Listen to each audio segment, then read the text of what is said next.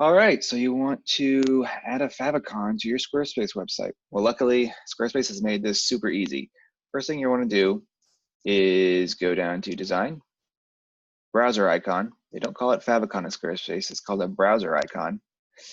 And you'll click this, Add a favicon.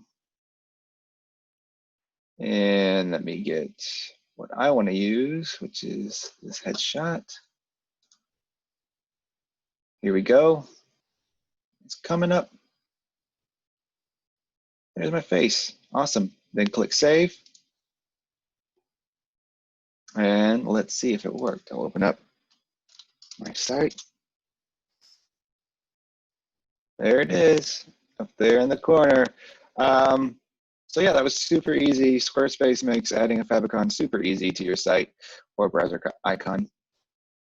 And you know, it's one of those things, they say it's a ranking factor.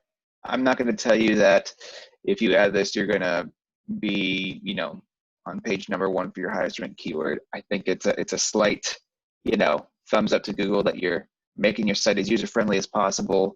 So that's always good. And it is more of a user play, in my opinion. As you can see, when you don't have a favicon, it's blank, or it's just a black cube square like this, it's kind of difficult to know maybe what is on that page.